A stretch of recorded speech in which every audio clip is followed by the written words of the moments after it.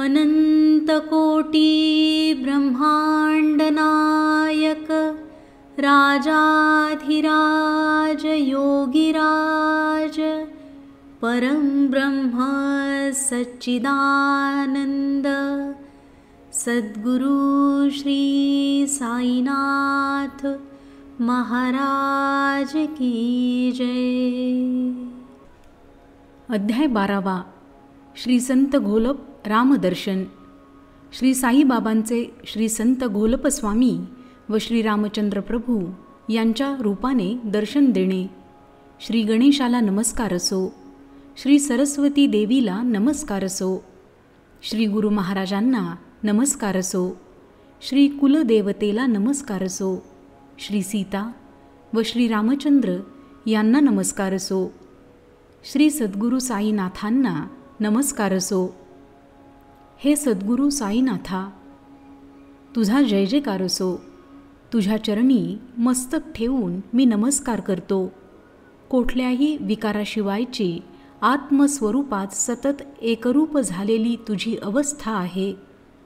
तुला शरण आलेल्या माझ्यावर तू कृपा कर। तू सत्य, ज्ञान व आनंदयुक्त सुख संतोषाचा साठा, संसाररूपी वणव्यात होरपळून निघालेल्या दुःखी जनांना सौख्य मिळवून देणारा तू अद्वैताचा उपदेश करून मंदबुद्धीच्या लोकांची द्वैताची आवड घालवून देतोस। हे आकाश जसे सर्व ठिकाणी पूर्ण भरून पसरलेले आहे, तसेच तुझे स्वरूप मनात रेखाटून ज्यांनी त्याचा अनुभव घेतला ते खासे भाग्यवान होत। साधूंचे संरक्षण व्हावे, असाधूंचा मुळासकट संहार व्हावा, याकरिताच ईश्वराचा अवतार असतो। परंतु संत यापेक्षा वेगळे असतात। एक मोठा, एक हलका याची त्यांना जाणीव नसते। दोन्ही त्यांना सारखेच असतात। ईश्वरापेक्षा संत मोठे, कारण असाधूंनाच ते आधी मार्गाला लावतात। दीनदुबळ्यांसाठी त्यांचे मन तिळतिळ तुटते आणि प्रेमाने दाटून येते। संसाररूपी सागराचे हे अगस्ती ऋषी आहेत।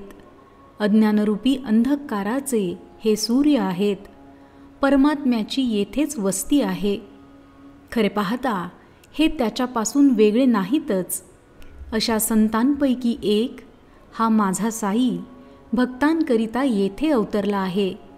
जीवात्मा व परमात्मा यांच्या ऐक्याच्या वैभवाने सुशोभित असा तो मूर्तिमंत ज्ञानदेवच आहे। त्याचे सर्व प्राणीमात्रांवर प्रेम होते। इतर गोष्टींकडे मुळीच ओढ नव्हती। एका ठिकाणी आसक्ती किंवा दुसऱ्या ठिकाणी विरक्ती असली तरी त्याची सर्व ठिकाणी शत्रुत्वाच्या भावाशिवायची, निःपक्षपाताशिवायची भावना होती। त्याला कोठेही शत्रुत्वाची किंवा मित्रत्वाची भावना नव्हती। त्याला दरिद्री व श्रीमंत सारखेच होते। असा हा महानुभाव विद्या, बुद्धी, पराक्रम इत्यादी गुणांनी श्रेष्ठ महात्मा साई, त्याचे महात्म्य आता ऐका। संत आपल्या भक्तांच्या प्रेमाच्या आकर्षणामुळे आपल्या पुण्याचा साठा खर्च करतात। पर्वत किंवा दऱ्या यांची अडचण न पाहता भक्तांकरिता उडी टाकतात। एक अडाणी म्हणून परमार्थ कशाशी खातात हे न समजणारे स्त्री, पुत्र व धन यात आसक्त होतात। ती बिचारी अजाण म्हणून त्यांना क्षमा करतात। अशी नेणती, काही न समजणारी साधी भाबडी त्यांना देव कृपा करून प्रेमाने जवळ घेईल। परंतु देवापासून दूर होऊन देवाला जे पाठमोरे असतात त्यांचा ताठा त्यांना पोळीत असतो। अज्ञानी माणसाची कीव येऊन एखादा संत त्याच्यावर प्रेम करील किंवा त्या माणसाचाही बेधडक विश्वास बसेल। ज्ञानाचा दिमाख मात्र व्यर्थ असतो। स्वतःला विद्वान समजणारे मूर्ख बुद्धीचे लोक कोरड्या अभिमानाने उगीचच फुगतात, भक्ती मार्गाचा तिरस्कार करतात। त्यांची संगत आपल्याला नको। तसेच वर्णसंकर बंड नको आणि वर्णाभिमानी थोतांडही नको। वर्ण व आश्रम यांचे काटेकोरपणे नियम पाळणारे गर्विष्ठ इसम होऊ नका। तसेच वेदांना न मानणारे ढोंगी पंडितही होऊ नका। ज्यांनी वेद व वेदांग यांचा सखोल अभ्यास केलेला आहे, परंतु ज्ञानाच्या गर्वाने जे माजलेले आहेत ते भक्ती मार्गाच्या आड येतात. त्यांची धडगत दिसत नाही. अज्ञानी माणूस श्रद्धेच्या बळावर संसाराच्या भीतीचे संकट पार करून जाईल, परंतु या शास्त्रपंडितांचा पेच कधीच कोणाला सोडविता येणार नाही. संतांच्या पायी विश्वास ठेवला तर अज्ञानी माणसांचे अज्ञान दूर होईल आणि ज्ञानाचा अभिमान असलेल्या माणसांचा संशयाचा त्रास राहणार नाही आणि त्यांच्या हृदयात चांगल्या मनोवृत्ती उत्पन्न होतील. असो, एकदा सुदैवाच्या क्रमानुसार कशी विचित्र गोष्ट घडली पहा. एका कर्मठाच्या नशिबी साईंची अलभ्य भेट होती. त्याचा बेत वेगळा होता, परंतु योगायोग निराळाच होता. त्यामुळे शिर्डीचा लाभ घडला आणि आपल्या गुरूचे दर्शन घडले. तो गुरूचा महिमा दर्शविणारे, रसाळ, अगत्याचे व गुरुभक्तांना प्रेमाचा अनुभव देणारे कथानक आता ऐका. एकदा क्षेत्र नाशिक येथील रहिवासी मुळे आडनावाचा कर्मठ, सोवळे व अग्निहोत्र आपल्या पूर्व पुण्याईच्या बळाने शिर्डीस आला. असले बळ गाठी असल्याशिवाय शिर्डीत कोणीसुद्धा एक पळसुद्धा थांबू शकत नव्हते. कोणाचा निश्चय कितीही पक्का असला तरी बाबांच्या पुढे त्याची खटपट चालत नसे. कोणी म्हणेल मी जाईन आणि मन मानेल तोवर तेथे राहीन, तर हे त्याच्या हाती नसे. तो सर्व प्रकारे पराधीन असे. मी म्हणता व निश्चय करता कित्येक असे थकले. साई एक स्वतःच्या इच्छेप्रमाणे चालणारी देवता. त्याच्यापुढे इतरांचा अहंकार गळून जात असे. आपली पाळी आल्याशिवाय बाबांना आपले स्मरण होत नसे. त्यांचे गुणवर्णन कानावर पडत नसे. मग दर्शन घेण्याची स्फूर्ती मनात कोठून येणार? साई समर्थांच्या दर्शनाला जावे अशी कित्येकांची इच्छा असून त्यांना साईंच्या निर्वाणापर्यंत योगच आला नाही. पुढे जाऊ जाऊ म्हणता चेंगटपणा आडवा येऊन ते शिर्डीला येता येता राहिले आणि बाबाही निधन पावले. आज उद्या करीत राहिले आणि शेवटी प्रत्यक्ष भेटीला मुकले. अशा प्रकारे त्यांचे दर्शन घेणे राहूनच गेले आणि पश्चात्ताप पावले. अशांची जी भूक राहिली त्यांनी विश्वास ठेवून व आदरपूर्वक या कथा ऐकल्या तर त्यांची दुधाची तहान ताकाने भागेल. बरे भाग्याने जे कोणी गेले आणि दर्शनाने व चरणस्पर्शाने मनात समाधान पावले ते काय तेथेच मनसोक्त राहिले? बाबांनी ठेवले पाहिजे ना. आपल्या पायी कोणी जाऊ शकत नव्हते. राहू म्हणता कोणाला राहता येत नव्हते. आज्ञा होईल त्यानेच राहावे आणि जा म्हणतील त्याने परत जावे. एकदा काका महाजनी हे मुंबईचे शेठ धर्मसजी जेठाबाई यांच्या पेढीवर मुख्य कारभारी होते. मुंबईहून शिर्डीला गेले होते. 1 आठवडा राहून मग परतावे असे त्यांच्या मनात होते.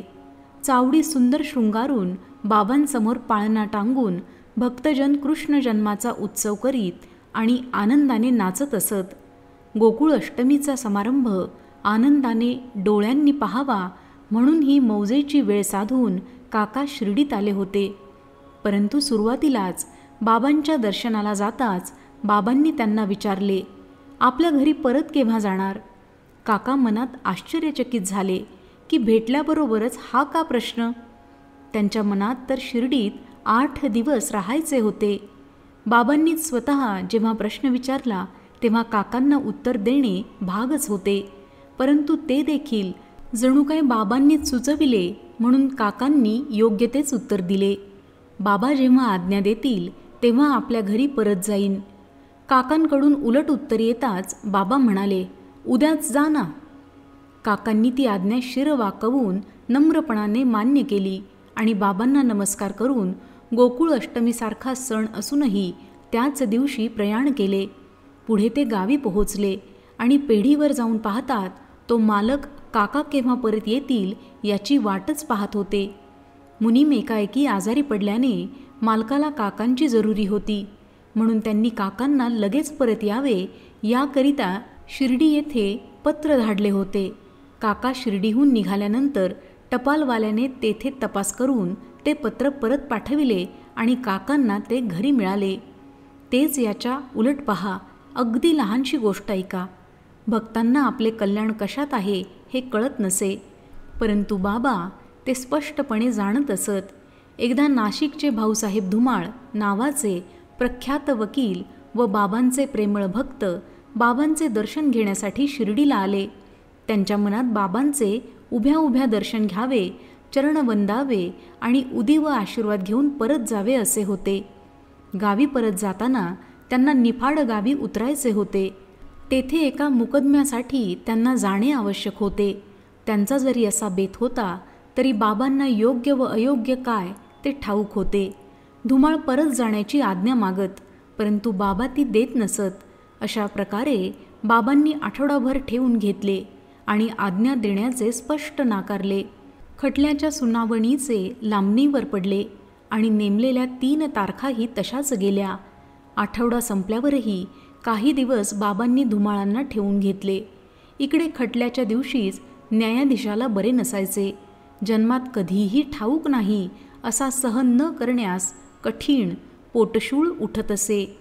खटला आपोआप पुढे ढकलला जात असे आणि ती वेळ चांगल्या कामी उपयोगी पडत असे. असो, यामुळे धुमाळांना साईबाबांचा सहवास लाभला. पक्षकाराची काळजी मिटली आणि साईबाबांवर विश्वास ठेवल्यामुळे धडपड केल्याशिवाय सर्व काही घडून आले. पुढे मग योग्य वेळी बाबांनी धुमाळांना आज्ञा दिली आणि सर्व कामे यथास्थित पार पडली. खरेच बाबांची ती लीला अपूर्व आहे.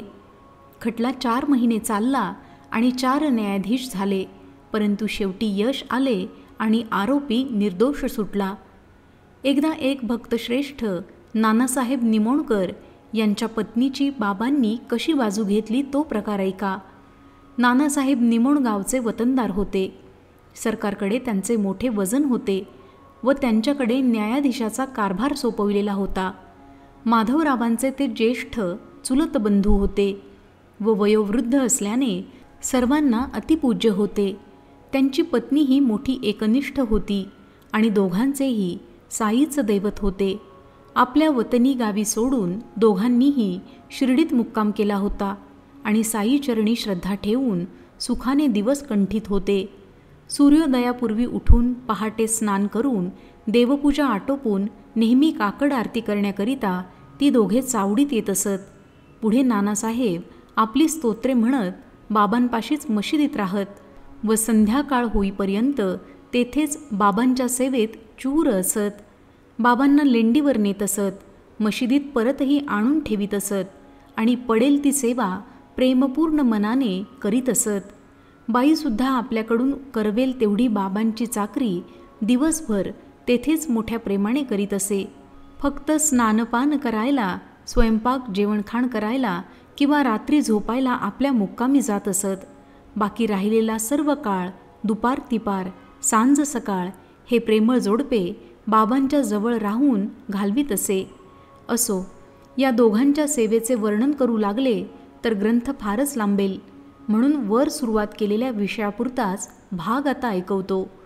बेलापूर येथे मुलगा थोडा आजारी असल्याने नानासाहेबांच्या पत्नीला तेथे जायचे होते आणि पतीच्या संमतीने तेथे जाण्याची तयारी केली होती. नेहमीप्रमाणे बाबांचाही विचार घेतला आणि त्यांचा होकार मिळताच पतीच्या कानावर ही गोष्ट घातली. अशा प्रकारे तिचे बेलापूरला जाण्याचे निश्चित ठरले. परंतु नंतर नानांचे म्हणणे पडले की तिने त्याच दिवशी परत शिर्डीला यावे. नानासाहेबांना काही कारण होते म्हणून ते पत्नीला म्हणाले, जा पण लगेच परत ये. हे ऐकून तिचे मन दुःखी झाले. दुसऱ्या दिवशी पोळ्याची अमावस्या होती. तोही दिवस तेथेच कंठावा अशी बाईच्या मनाची हौस होती, परंतु नानांच्या मनाला ते पटेना. शिवाय अमावस्येचा दिवस बाहेरगावी जाण्या येण्यासाठी अयोग्य असतो म्हणून बाईला मोठे कोडे पडले आणि त्यातून कशी सुटका व्हावी याची काळजी वाटू लागली. बेलापूरला गेल्याशिवाय तिला समाधान वाटत नव्हते आणि पतीचे मनही दुखवता येत नव्हते. पतीची आज्ञा मोडणे कसे शक्य होते. असो, मग तिने तयारी केली आणि बेलापुरात जायला निघाली. बाबांची स्वारी लेंडी बागेकडे निघाली होती. त्यांना तिने नमस्कार केला. कोणीही बाहेरगावी जाताना कार्यात विघ्न येऊ नये म्हणून जसे देवापुढे नमस्कार करतात तशीच पद्धत शिर्डीत होती. परंतु तेथील देव साई होता. जाण्याची कितीही घाई असली तरी निघायच्या वेळी त्यांच्या पायावर शिर्डीकर मस्तक ठेवीत असत. या तेथील पद्धतीप्रमाणे साठ्यांच्या वाड्यासमोर क्षणभर बाबा उभे असताना बाईने त्यांच्या चरणांना वंदन केले. नानासाहेब निमोणकर वगैरे लहान थोर दर्शनाला उत्सुक झालेली मंडळीही तेथे येऊन बाबांना नमस्कार करती झाली. अशी सर्व मंडळींच्या देखत व विशेषत नानासाहेबांच्या समक्ष बाबा जे काही सरवतीला म्हणाले त्याची प्रसंगाला योग्यता पहा. पायी डोके ठेवून बाईने निघायची आज्ञा मागितल्यावर बाबा म्हणाले, जा बरे, आता लवकर जा, मन निश्चिंत असू दे. गेल्यासारखी 4 दिवस सुखाने बेलापुरास राहा आणि सर्वांची विचारपूस करून मग शिर्डीस परत ये. असो, बाबांच्या या शब्दांनी बाईचे अनपेक्षित सांत्वन झाले. निमोणकरांना खूण पटली आणि दोघांनाही समाधान वाटले. सारांश, आपण बेत करतो, परंतु आपल्याला मागचे पुढचे जाणणे शक्य नसते. संतांना आपले हित व अहित ठाऊक असते. संतांना माहीत नाही अशी कोणतीही गोष्ट नसते. त्यांना भूत, भविष्य व वर्तमान या तिन्ही काळांचे ज्ञान हातावर असलेल्या आवळ्याप्रमाणे स्पष्ट असते. त्यांच्या आज्ञेप्रमाणे आपण वागलो म्हणजे आपण सुखसंपन्न होतो. आता पूर्वीच्या संगतीप्रमाणे मुळ्यांवर कृपा करून बाबांनी त्यांना त्यांच्या गुरुच्या रूपाने दर्शन कसे दिले या मुख्य कथेचे निरूपण पुढे चालूया. मुळ्यांच्या मनात श्रीमंत बापूसाहेब बुट्टी यांची भेट घेऊन ताबडतोब परत जावे असा हेतू होता. परंतु त्यांचा जरी असा हेतू होता तरी बाबांचा त्यात दुसराच बेत होता. तो चमत्कार, ते रहस्य लक्ष देऊन श्रोत्यांनी ऐकावे. श्रीमंतांची भेट झाली आणि सर्व मंडळी मशिदीकडे निघाली. मुळ्यांनाही इच्छा झाली आणि मंडळींबरोबर तेही निघाले. मुळ्यांनी 6ही शास्त्रांचा अभ्यास केलेला होता. ज्योतिषशास्त्रात अतिप्रवीण होते. तसेच सामुद्रिकातही, अर्थात हात, पाय, चेहरा इत्यादी अवयवांवरील शुभाशुभ चिन्हांवरून भविष्य जाणण्याचे शास्त्र त्यांना पूर्णपणे ज्ञात होते. बाबांचे दर्शन होताच ते तेथेच रमले. बाबांचे प्रेमळ भक्त त्यांना पेढे, बत्तासे, बर्फी, नारळ, नारिंग इत्यादी फळफळावळ खूप शुद्ध व निष्पाप अंतःकरणाने भेट देत असत. शिवाय तेथे पेरू, केळी, ऊस वगैरे घेऊन माळीनी येत असत. त्यांच्याकडूनही मनात आले तर पदरचे पैसे खर्च करून बाबा ते सर्व खरेदी करीत असत. पदरचा पैसा खर्च करीत आंब्याच्या टोपल्या विकत घेत, केळीही पुष्कळ मागवीत आणि भक्तांना वाटून टाकीत. एक एक आंबा हातात घेऊन दोन्ही हातांच्या तळव्यांमध्ये चोळून मऊ झाल्यावर भक्तांच्या हाती तो देत असत. आंबा ओठाला लावताच रस पोटात उतरत असे. जणू काही रसाची भरलेली वाटीच तोंडाला लावावी आणि साय व कोय फेकून द्यावी. केळ्याची तऱ्हा तर अजबच होती. भक्तांनी आतल्या घराची गोडी चाखावी तर बाबांनी त्यांच्या साली चाटाव्यात. किती आश्चर्यकारक त्या क्रीडा!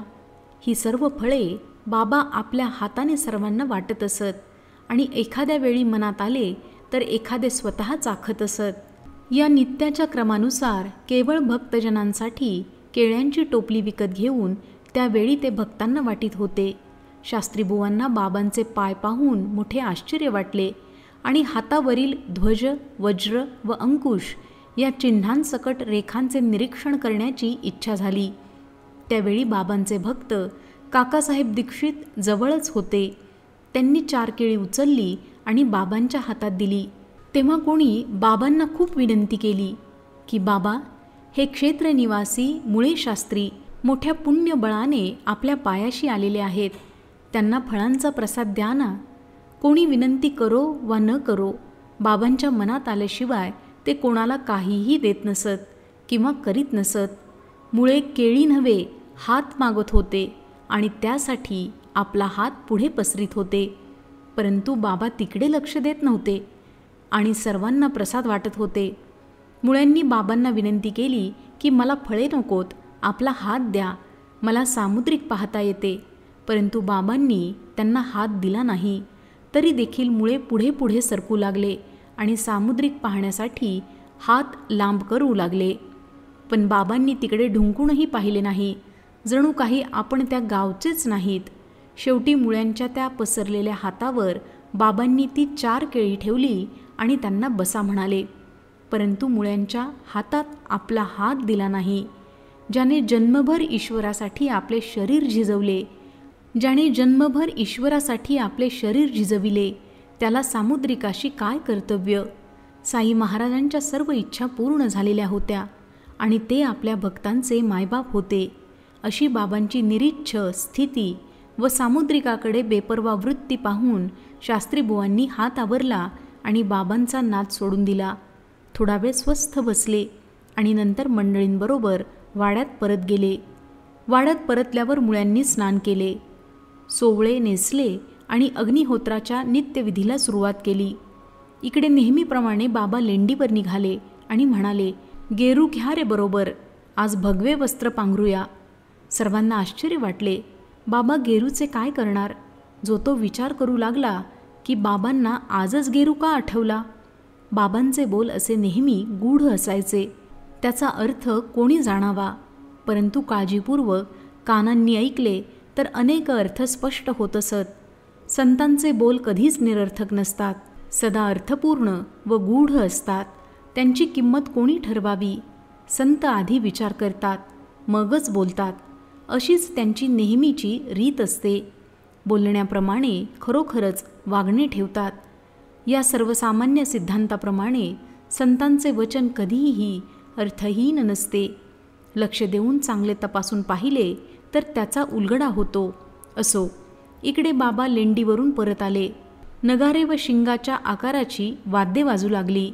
बापूसाहेब जोगांनी मध्येच तातडीने मुळ्यांना सुचविले, आरतीची वेळ झाली, मशिदीत येता काय? परंतु शास्त्रीबुवांच्या सोवळेपणाला तो प्रसंग अवघड वाटला. म्हणून त्यांनी उत्तर दिले की 3ऱ्या प्रहरी दर्शन घेऊ. जोग मग आरतीची तयारी करू लागले. इकडे मशिदीत बाबा परत येऊन आपल्या आसनावर बोलत बसले. सर्वांची पूजा होऊन सर्व साहित्यासह आरतीची सिद्धता झाली. इतक्यात बाबा म्हणाले, आणा, त्या नव्या बामणाकडून दक्षिणा आणा.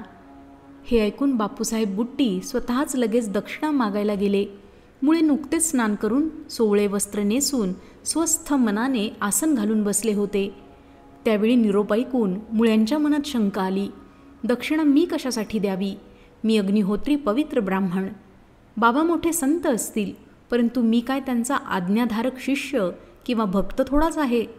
माझ्याकडून दक्षिणा का बरे ते मागतात? अशा प्रकारे त्यांचे मन द्विधा झाले. साईसारखे दक्षिणा मागतात, कोट्याधीश बुट्टी निरोप आणतात.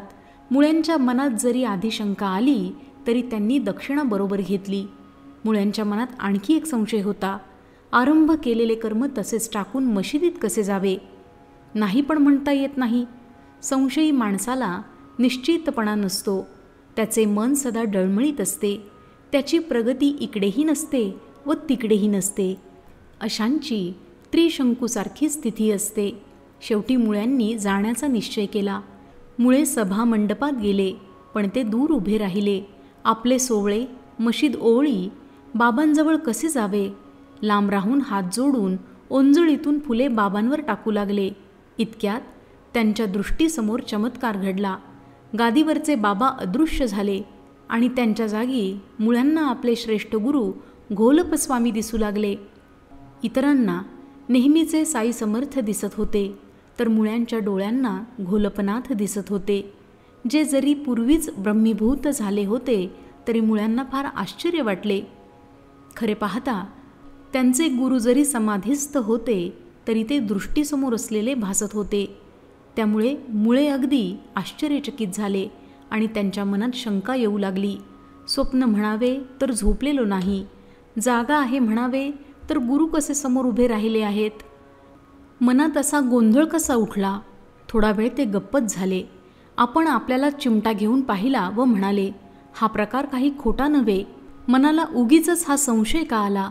सर्वांसकट तर मी येथेच आहे.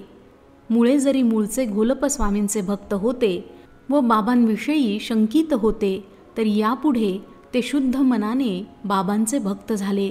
स्वतः सर्व जातींमध्ये श्रेष्ठ असे ते ब्राह्मण होते आणि वेद व वेदांग शास्त्रात प्रवीण होते. मशिदीत घोलपस्वामींचे दर्शन झाले म्हणून ते आश्चर्यचकित झाले. मग ते वर चढून गेले, आपल्या गुरूंच्या पायांना नमस्कार केला आणि हात जोडून उभे राहिले. तोंडातून शब्द निघत नव्हता. भगवी वस्त्रे व भगवी छाटी यांसह घोलपस्वामींना पाहून मुळ्यांनी धावून त्यांच्या पायी लगेच मिठी मारली. त्यांचा उच्च वर्णाचा अभिमान गळाला. डोळ्यात अंजन पडले आणि आपल्या निरंजन गुरूंची भेट होऊन त्यांना जणू काय कुबेराचा खजिनाच प्राप्त झाला. त्यांची संशयाची भावना नाहीशी झाली. बाबांवर प्रीती जडली आणि अर्धवट उघड्या डोळ्यांनी साईंच्या चरणांकडे टक लावून पाहत बसले. वाटले अनेक जन्मांची चांगली कर्मे फळास आली, ज्यामुळे साई महाराजांची पावले दृष्टीस पडली आणि त्यांच्या चरणरूपी तीर्थात स्नान घडून दैवच उघडले. आरतीला जमलेल्या इतर लोकांना आश्चर्य वाटले की मुळे आधी लांबून फुले फेकीत होते, ते आता बाबांच्या जवळ जाऊन त्यांच्या पायांवर डोके का बरे ठेवत आहेत. इतर लोक बाबांची आरती म्हणत होते, तर मुळे घोलपस्वामींचे नाव मोठ्याने घेऊन त्यांचीच आरती गात होते आणि त्या आनंदात प्रेमाने तल्लीन झाले होते. मुळ्यांची सोहळ्याची प्रतिष्ठा पार उडून गेली आणि स्पर्शास्पर्शाची आठवणच राहिली नाही. साष्टांग दंडवत घालून त्यांनी आनंदाने डोळे मिटले. मग उठून डोळे उघडताच तो त्यांना घोलपस्वामी अदृश्य होऊन त्यांच्या जागी साई समर्थांना दक्षिणा मागताना पाहिले. बाबांची ती आनंद स्वरूप मूर्ती पाहून मुळ्यांची चित्तवृत्ती तटस्थ झाली आणि आपली मूळ स्थिती ते विसरले. अशा प्रकारे साई महाराजांचे कौतुक पाहून मुळ्यांची तहान व भूक नाहीशी झाली. आपल्या गुरूच्या दर्शनाने सुख पाहून त्यांना फार हर्ष झाला. मनाला समाधान होऊन त्यांनी बाबांपुढे लोटांगण घातले आणि आनंदाश्रूंचे भरते येऊन बाबांच्या चरणांवर मस्तक ठेवून त्यांना नमस्कार केला. दक्षिणा काय ती दिली.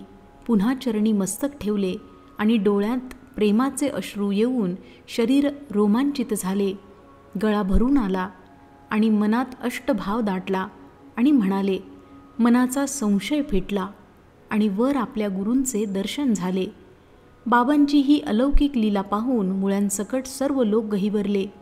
या अनुभवाने मग त्या सर्वांना गेरूचा अर्थ समजला. हेच साई, हेच मुळे, पण हे मध्येच कसे बदलले याचे ते मनात आश्चर्य करू लागले. बाबांचे कौशल्य कोणाला समजणार, त्यांची लीला अगाध आहे. असेच एक मामलतदार साई दर्शनाच्या इच्छेने बरोबर एका डॉक्टर मित्राला घेऊन शिर्डीस यायला निघाले. डॉक्टर जातीने ब्राह्मण असून श्रीरामाचे उपासक होते. स्वतः सद्वर्तनी असून स्नानसंध्या व शास्त्राने सांगितलेल्या आचरणाचे नेमनिर्बंध पाळण्याची त्यांना आवड होती. साईबाबा मुसलमान आहेत व आपले आराध्य दैवत सीतापती श्रीराम आहेत, तेव्हा आपण साईबाबांना नमस्कार करणार नाही, हे त्यांनी मित्राला आधीच सांगून ठेवले होते. मुसलमानाच्या पायाला नमन करणे मनाला पटत नाही, म्हणून शिर्डीला जाण्यासाठी सुरुवातीपासूनच मी शंकित होतो, असेही ते म्हणाले होते. पाया पडा हा आग्रह कोणीही तुम्हाला करणार नाही किंवा हट्ट धरणार नाही. कोणी आग्रह करील असा समज तुम्ही करून घेऊ नका आणि शिर्डीला जाण्याचा बेत मनात पक्का करा. बाबा देखील स्वतःला नमस्कार करा असे म्हणणार नाहीत. अशा प्रकारचे आश्वासन मामलतदारांनी दिल्यावर डॉक्टरांना जाण्याची इच्छा झाली. मग मित्राच्या शब्दांवर विश्वास ठेवून सगळा संशय दूर सारून आणि दृढ निश्चय करून ते दर्शन घेण्याकरिता निघाले. परंतु आश्चर्याची गोष्ट अशी की ते जेव्हा शिर्डीला आले आणि मशिदीत गेले तेव्हा प्रथम त्यांनीच लोटांगण घातले. त्यांच्या मित्राला खूप आश्चर्य वाटले. त्याने प्रश्न केला, आपण केलेला निश्चय कसे विसरला? आमच्या आधीच मुसलमानाला लोटांगण कसे घातले? मग ते डॉक्टर आश्चर्यकारक गोष्ट सांगू लागले. मी श्यामवर्ण, सुंदर, कोमल व सुरेख श्रीरामाचे रूप पाहिले आणि लगेच शुद्ध मनाने नमस्कार केला. तेच पहा आसनावर बसले होते, सर्वांशी बोलत होते आणि अर्ध्या मिनिटात साई रूप दिसू लागले. म्हणून मी आश्चर्यचकित झालो. हे काय स्वप्न म्हणावे? हे कसले मुसलमान? हे तर योगसंपन्न अवतार पुरुषच असावेत. चोखामेळा जातीचा महार होता, रोहिदास चांभार होता, सजन कसाई हिंसा करणारा होता. यांच्या जातीचा विचार कशाला करायचा? केवळ जगावर उपकार करण्यासाठी, जन्ममरणांचा फेरा चुकविण्यासाठी आपले निर्गुण निराकार रूप टाकून हे संत जगात आकाराला आले आहेत. हा तर प्रत्यक्ष इच्छित फल देणारा कल्पवृक्ष आहे. हा क्षणात साई तर क्षणात श्रीराम होतो. माझा मीपणाचा खोटा समज त्याने दंडवत प्रणाम करवून नष्ट केला. असो, दुसऱ्या दिवशी डॉक्टराने व्रत घेतले की जोपर्यंत साईनाथ कृपा करीत नाहीत तोपर्यंत मशिदीत पाऊल ठेवायचे नाही आणि ते शिर्डीत उपास करत राहिले. अशा प्रकारे 3 दिवस गेले आणि 4था दिवस उजाडल्यावर काय गोष्ट घडली ती नीट लक्ष देऊन ऐका. खानदेशात राहणारा डॉक्टरांचा एक मित्र अकस्मात साईबाबांच्या दर्शनाला तेथे आला. त्याची 9 वर्षांनी भेट झाली म्हणून पोटात अत्यंत आनंद मावत नव्हता. डॉक्टरसुद्धा त्या मित्राच्या पाठोपाठ मशिदीत दर्शनाला गेले. जाताच नमस्कार केल्यावर बाबांनी डॉक्टरांना विचारले, का डॉक्टर, कोणी तुम्हाला बोलविणारा आला होता का? मग का आलास, सांग मला. असा बोचक प्रश्न ऐकून डॉक्टर ओशाळले. आपल्या केलेल्या निश्चयाची आठवण झाली व मनात पश्चात्ताप पाहून खेद करते झाले.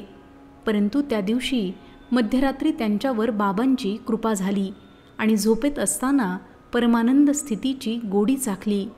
पुढे डॉक्टर आपल्या गावी परत गेले तरी त्या संपूर्ण स्वानंद स्थितीचा अनुभव त्यांना 15 दिवस येत राहिला आणि त्यांची साई चरणी भक्ती वाढली. असेच साईंचे एक एक अनेक नवे अनुभव सांगता येतील आणि ग्रंथाची थोरवी वाढेल, परंतु पाल्हाळ वाढण्याच्या भीतीने आवर्ते घेतो. आरंभीची मुळ्यांची कथा ऐकून श्रोत्यांच्या चित्ताला आश्चर्य वाटेल, परंतु त्यातील सार व शिकवण त्यांनी समजून घ्यावी. हाच मतितार्थ मनात ठसविला पाहिजे. यापेक्षा बाबांच्या या लीलेत आणखी कोणताही हेतू मला दिसत नाही. कोणी कसाही विचार करो, जो जो ज्याचा गुरु असेल त्याच्याच ठिकाणी दृढ विश्वास असावा, दुसऱ्या कोणत्याही ठिकाणी नसावा.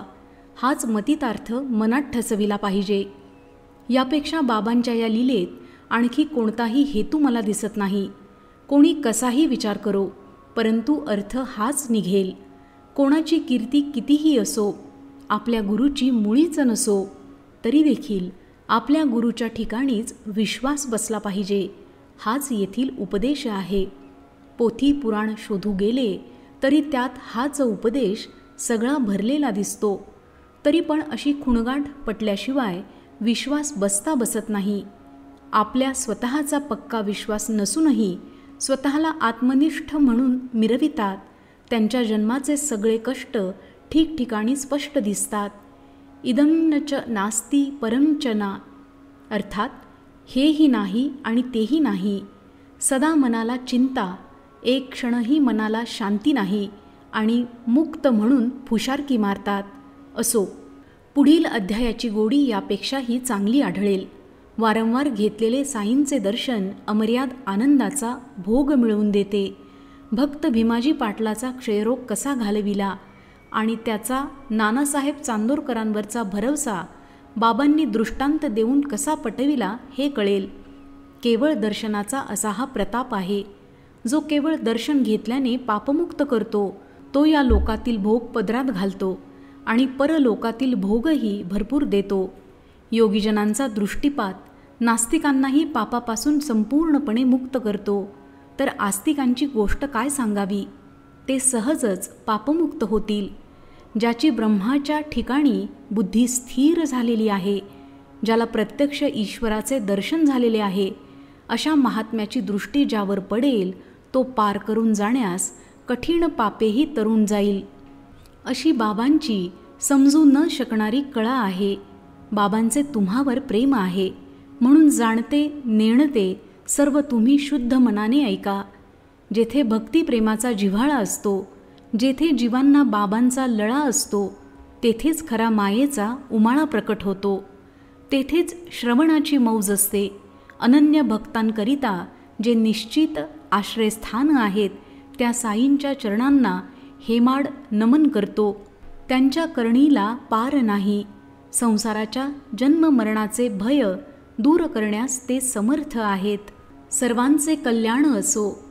अशा प्रकारे संत व सज्जन यांनी प्रेरणा केलेल्या भक्त हेमाडपंत यांनी रचलेल्या श्री साई समर्थ यांच्या सत्यचरित्राचा श्री संत घोलप रामदर्शन नावाचा 12वा अध्याय समाप्त झाला. श्री सद्गुरू साईनाथांना अर्पण असो. सर्वत्र मंगल असो.